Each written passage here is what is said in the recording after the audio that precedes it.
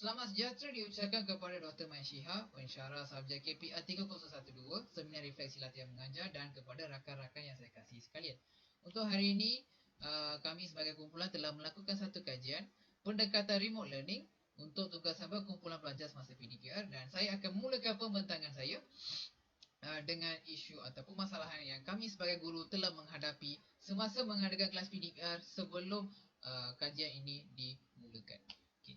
So kami ada 3 isu. Kami telah mengalami 3 isu adalah yang pertama, ketidakhadiran ke kelas PDPR. Maksudnya di sini ada murid yang tidak dapat menghadirkan diri ke kelas, dia terpaksa tidak boleh datang disebabkan masalah internet.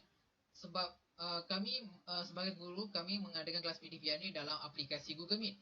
Untuk aplikasi Google Meet, dia memang menggunakan sambungan internet yang kuat. Memang memerlukan sambungan internet yang kuat. Kalau tiada, memang susah nak dapat input daripada guru lah. So, itu adalah masalah pertama. Masalah yang kedua adalah tidak dapat memantau. Maksudnya sini, guru tidak dapat memantau murid sebabkan kelas diadakan secara maya, guru tidak dapat mengawal kelakuan murid, tidak dapat menarik perhatian murid disebabkan murid ini dia lebih terdedah kepada banyak gangguan. So murid ini dia cepat hilang fokus. So itu adalah isu yang kedua. Isu yang ketiga adalah kerja kumpulan susah dilaksanakan. Maksudnya aktiviti yang menarik sebagai kerja kumpulan yang harian ke atau nak melakukan projek ke apa ke, dia bukannya tidak boleh dilakukan, dia susah, dia leceh untuk dilakukan. So itu adalah isu atau permasalahan yang kami hadapi lah. So untuk menyelesaikan isu-isu ini, kami telah memikirkan satu jalan penyelesaian, iaitu menggunakan kaedah remote learning. So kaedah remote learning ni dia lebih berfokuskan kerja kumpulan. So untuk kaedah remote learning ni, kami telah membangunkan 2 inovasi, iaitu modul Let's Learn Biology Together dan satu lagi Padlet dengan nama samalah. Okay. So seperti yang saya kata tadi, ada 2 inovasi kan. Okay. So untuk modul ni dia lebih kepada orang yang tiada akses internet. Dia khas kepada orang yang tiada akses internet, orang yang memang susah untuk dapatkan internet. So mereka murid-murid yang sebegini, dia akan bertemu secara bersemuka dengan murid-murid yang lain yang mempunyai kes yang sama dalam kawasan perumahan yang sama. Jadi mereka akan bertemu, mereka akan dapat satu modul dan mereka akan melakukan kerja kumpulan yang diarahkan dalam modul itulah. So dia akan lebih berpusatkan cara tradisional yang dibuat secara bersemuka lah. Kalau Padlet, yang ni khas pada orang yang ada akses internet. Yang ni dia akan dijalankan secara maya, lebih berpusatkan IT, di mana mungkin murid-murid itu boleh berbincang pasal satu topik ke, atau kalau bagi kerja kumpulan, dia akan mencari maklumat, menyertakan video yang dia berbincang dengan kumpulan lain, begitu. So itu adalah 2 inovasi pendidikan lah. Part seterusnya adalah mengenai feasibility atau kebolehsanaan pendekatan yang kami lakukan ini. Berikut adalah rentetan pelaksanaan yang dilakukan oleh pendekatan ini. Dan untuk tingkatan berlanjut, kami akan memberikan demonstrasi mengenai pelaksanaan, bukti dan rekomendasi mengenai pendekatan kami ini. Guru akan membina sekumpulan yang meletaknya di salah satu WhatsApp group. Kemudiannya, guru akan pada hari kelas, guru akan memberikan link Padlet yang boleh diakses pada murid. Murid diberikan satu template kosong pada mulanya untuk diisi dan guru memberikan arahan untuk mengisi secara berkumpulan. Mereka akan dapat mengisi jawapan dengan mengklik jawapan kepada dalam Padlet. Mereka juga boleh menambah kerja kumpulan mereka dengan mencari perkara-perkara image online yang mereka boleh muatkan ke dalam diorang punya Padlet ini. Mereka mempunyai kelebihan untuk menggunakan internet dalam mengakses maklumat dan mencari jawapan dan melengkapkan Padlet. murid yang mempunyai masalah ketercapaian internet, guru akan menyediakan satu lagi modul kerja berkumpulan yang boleh diambil salinan daripada guru ataupun dipilih sendiri oleh kumpulan murid. Seterusnya digunakan untuk aktiviti berkumpulan.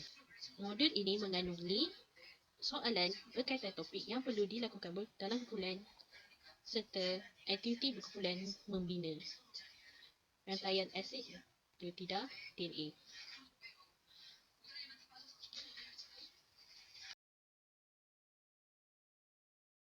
Ini adalah hasil kerja kumpulan pelajar untuk kelas dalam kumpulan. Mereka meletakkan jawapan dan berikan video dan membuat video. Satu contoh lagi. Ini adalah salah satu hasil kerja kumpulan yang lain. Mereka menjalankan tugasan mereka dengan baik.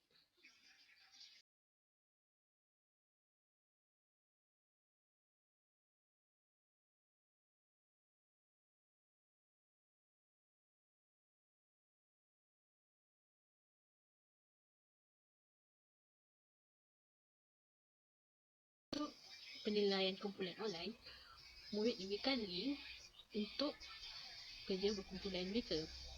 Mereka boleh mengakses melalui peranti mereka. Mereka akan memberikan skor terhadap komitmen yang ada di kumpulan mereka. Seterusnya memberikan pendapat mereka mengenai pendekatan kerja kumpulan yang diberikan. Tak akan dikumpul oleh guru dan berikut adalah rekomendasi murid terhadap pendekatan yang diberikan oleh guru. Rata memberikan pendapat yang positif terhadap pendekatan yang diberikan oleh guru ini. Penilaian murid, setiap murid diberikan satu borang untuk menilai skor ahli kumpulan dan memberi pendapat atau rekomendasi mengenai pendekatan yang dijalankan oleh guru ini. Berikut adalah borang penilaian dan pendapat mereka mengenai pendekatan ini.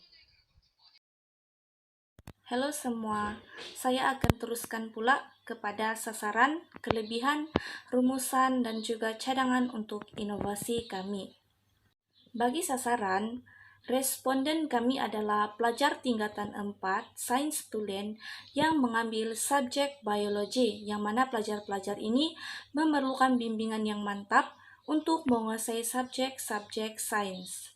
Antara sekolah yang terlibat dalam kajian kami adalah yang pertama, Sekolah Menengah Kebangsaan Sultan Muhammad Shah Parit yang terdiri daripada 20 orang murid sebagai responden, dan seterusnya Sekolah Menengah Kebangsaan Sok Keningau yang terdiri daripada 25 orang murid sebagai responden, dan yang terakhir sekali adalah Sekolah Menengah Kebangsaan Tunku Abdurrahman Putra yang terdiri daripada 10 orang murid sebagai responden.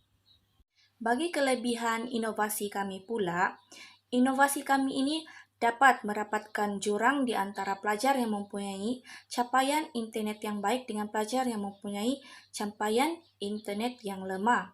Selain itu, inovasi kami ini juga dapat memastikan penglibatan semua murid semasa PDPR.